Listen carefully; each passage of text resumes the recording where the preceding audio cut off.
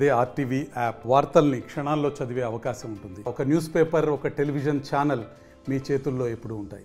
నల్గొండ జిల్లా కనగల్ మండలం దర్వేష్పురం రేణుకా ఎల్లమ్మ దేవస్థానం, అదేవిధంగా నల్గొండ పట్టణంలో ఉన్నటువంటి సీతారామచంద్ర స్వామి దేవాలయాలు కూడా అక్రమాలు జరుగుతున్నాయని కూడా ఆరోపిస్తూ ఎవరైతే శ్రీరామ్ సేన వారు ఉన్నారో వారు కూడా ఈరోజు దేవాదాయ ధర్మాదాయ శాఖ అసిస్టెంట్ కమిషనర్కు వినతి పత్రం అందజేసిన పరిస్థితి ఉంది. అంటే ఏమి అక్రమాలు జరుగుతున్నాయి, ఆ కమిషనర్కు వినతి పత్రంలో ఏమేమి ఉన్నాయి తదితర అంశాలు తెలుసుకునేందుకు కూడా రాష్ట్రీయ శ్రీరామ్ సేన అధ్యక్షులు వారు ఉన్నారు. వారితో ఒకసారి మాట్లాడించే ప్రయత్నం చేద్దాం. ఏంటన్నా మొత్తం కూడా కమిషనర్ కూడా అసిస్టెంట్ కమిషనర్ కూడా వినతి పత్రం అందజేస్తారు. ఏంటి అందులో ఏముంది, ఎందుకు మీరు ఫిర్యాదు చేయాల్సి వచ్చింది?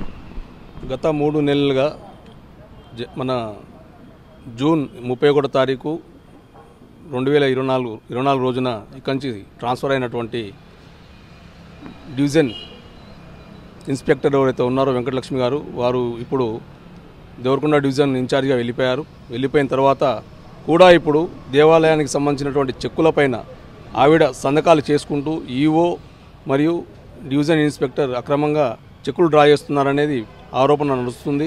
దీనిపైనే దేవాదాయ శాఖ వారిని కలవడం జరిగింది ఈరోజు. వారిపైన తక్షణమే చర్యలు తీసుకోవాలని, ఇంకొకటి ఏంటంటే అదేవిధంగా నల్గొండ నడిబొడ్డున ఉన్నటువంటి రామాలయానికి సంబంధించినటువంటి ఈఓ కూడా 2 దేవాలయాలకి ఒకటే ఈఓ కావడం వల్ల మాజీ డివిజన్ ఇన్స్పెక్టర్ వారు ఉండడం వల్ల ఇప్పుడు నూతనంగా వచ్చినటువంటి డివిజన్ ఇన్స్పెక్టర్ని కాదని చెప్పి ఆవిడతో సంతకాలు చేయించుకోకుండా మాజీ ఇన్స్పెక్టర్తో సంతకాలు చేయించుకొని అక్రమంగా చెక్కులు డ్రా చేస్తున్నారు.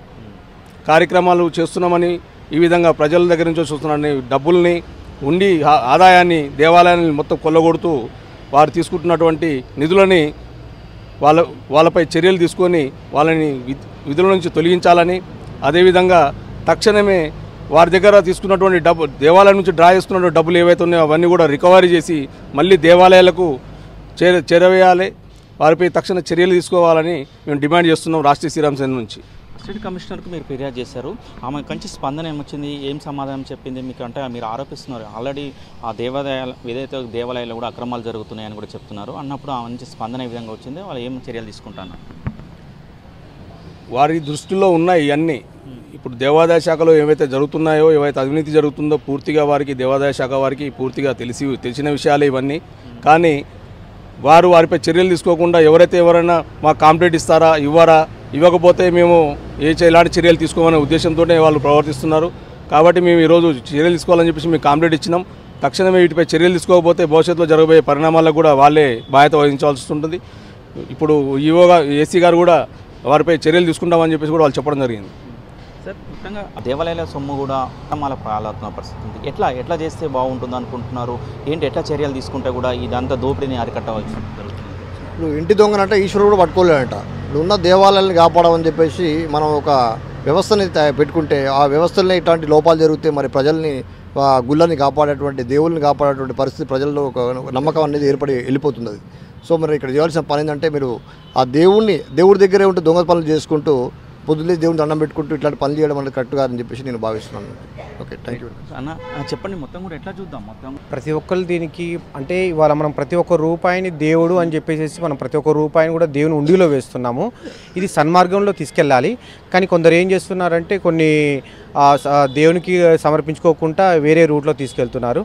ఇవాళ ఖచ్చితంగా మన హిందువులం ఖచ్చితంగా కూడా సన్మార్గంలో ఈ డబ్బులు తీసుకెళ్ళేసేసి దేవుని కృపకు మంచిగా ఉండాలని చెప్పేసి భావిస్తున్నాం. మొత్తం కూడా ఒకటే చెప్తున్నారు, ఎవరైతే వీళ్ళు ఉన్నారో వీళ్ళు కూడా ఏదైతే దేవునికి సంబంధించిన సొమ్ము ఆ దేవుని హుండీలకు దేవునికి సంబంధించిన డెవలపింగ్కి చేయాల్సిన ఉంది. కానీ ఇదేమో అక్రమార్కులు మాత్రం కాజేస్తున్నారు. కాబట్టి ఇప్పటికైనా వాళ్ళపై చర్యలు తీసుకొని ఎవరైతే ఏదైతే డబ్బులు డ్రా చేసుకున్నారో ఆ డబ్బులు మొత్తం కూడా రికవరీ చేసి కూడా ఏదో బ్యాంక్ అకౌంట్లో జమ చేయాలని కూడా వీరు డిమాండ్ చేసిన పరిస్థితి కనపడుతుంది. ఒకవేళ ఎట్టి పరిస్థితులు అలా చేయకపోతే మాత్రం మా కార్యక్రమం ఉద్ధృతం చేస్తామని కూడా వీరు హెచ్చరిస్తున్న పరిస్థితి కనపడుతుంది. వీడియో జర్నలిస్ట్ కృష్ణతో అచ్యుత్, ఆర్టీవీ నల్గొండ. మరిన్ని వీడియోస్ కోసం ఛానల్ ని సబ్స్క్రైబ్ చేయండి. లేటెస్ట్ అప్డేట్స్ కోసం వాట్సాప్ ఛానల్ ని ఫాలో చేయండి. అండ్ లింక్ డిస్క్రిప్షన్ లో ఉంది.